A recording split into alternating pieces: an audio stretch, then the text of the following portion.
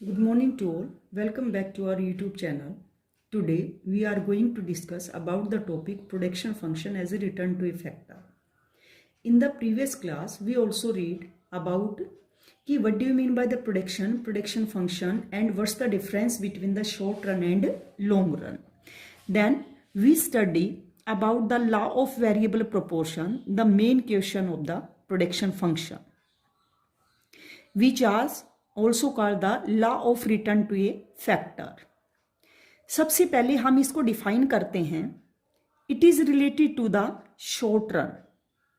Short run से related है ये चैप्टर, यानी in which one factor is a variable and other are constant. So the producer increase the production by increasing the variable factor along with the fixed factor. Then is first of all, या हम कह सकते initially the marginal production starts increasing, but a stage must ultimately come when marginal production starts decreasing. So every law depends on the some assumptions. So there are the some assumptions when we apply the law of variable proportion. First of all, इसका जो proportionate ratio है वो क्या होगा? Ratio is changeable.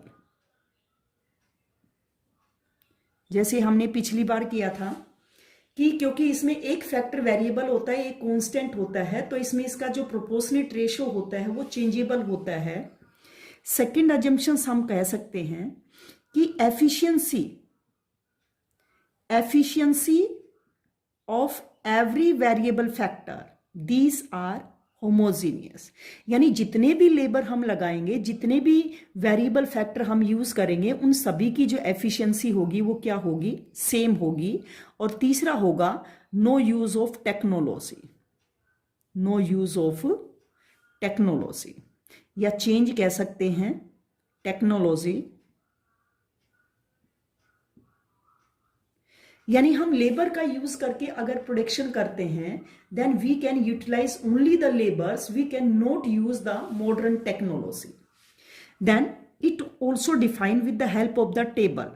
Suppose करें हमारे पास एक as a fix factor है, एक वेरिएबल फैक्टर है. लैंड को हमने फिक्स फैक्टर माना है कि हमारे पास फिक्स फैक्टर है. इसके बाद लेबर को हमने वेरिएबल फैक्टर माना है. इसके बाद देखिए बेटा, इसके बाद जैसे जैसे हम इसको इंक्रीज करते जाएंगे, जैसे जैसे वेरिएबल फैक्टर को, मान लो हमारे पास 1 एकड़ लैंड है, 1 एकर्स लैंड है, तो इसमें मार्जिनल प्रोडक्शन निकालेंगे कि स्टार्टिंग में एक जो लेबर है वो सारे काम को करता है, तो उसकी एफिशिएंसी इतनी ज़्यादा नहीं होगी, तो उसकी एफिशिएंसी कम होगी.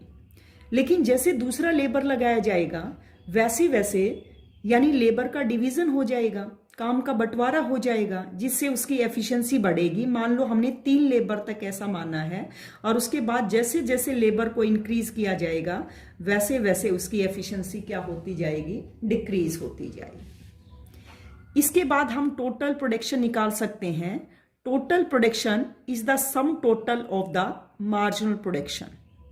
2 plus 3 5 5 plus 4 9 9 plus 2 11 11 plus 0 11 11 minus 2 9. ये आ गई हमारे पास इसकी टेबल. तो अब हम इसकी स्टेजेस डिफाइन कर सकते हैं. जहां पर एमपी मैक्सिमम होता है वहां पर इसकी फर्स्ट स्टेज होती है. First stage this are also called the increasing return to a factor. और जहां पर एमपी 0 होता है वहां पर इसकी सेकेंड स्टेज होती है, and these are called the diminishing return to a factor. इसके बाद तीसरी स्टेज है ये negative return to a factor है, ये थर्ड स्टेज है. तो इसमें 3 स्टेज हम डिफाइन करेंगे. तो ये देखें कि यहां पर टीपी इंक्रीज होता है इंक्रीजिंग रेट से, तो MP also increases. In the second stage जब टीपी इंक्रीज होता है तो उसके बाद एमपी डिक्रीज होता हुआ है, और जब एमपी 0 है तो ये कांस्टेंट है या अपने मैक्सिमम पॉइंट पर है.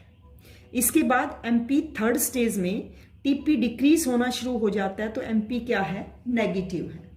इसी को हम एज ए डायग्रामेटिकल भी शो कर सकते हैं, इसी टेबल को, क्योंकि क्वेश्चन में या तो टेबल के थ्रू आता है या डायग्रामेटिकल आता है इसमें। तो ये देखिए बेटा,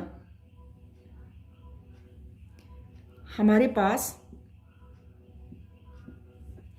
यहां पर टीपी एंड एमपी, और यहां पर हमने लेबर लिया है क्योंकि लेबर को हमने वेरिएबल फैक्टर माना है। हमारा जो टोटल प्रोडक्शन है वो कर्व ये होगा, और जहां पर ये मैक्सिमम या कांस्टेंट होता है वहां पर एमपी 0 होता है। तो ये इसकी फर्स्ट स्टेज है, ये फर्स्ट स्टेज है, ये सेकंड स्टेज है, और ये थर्ड स्टेज है।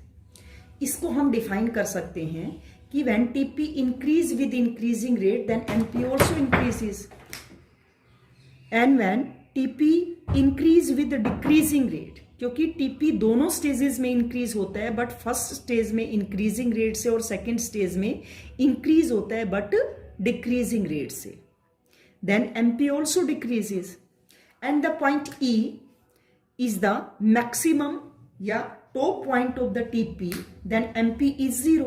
यानी टीपी जब कांस्टेंट होता है या अपने टॉप पॉइंट पर होता है, हाईएस्ट पॉइंट पर होता है, then MP is 0। And after this, in the third stage, when TP starts decreasing, then MP is also negative.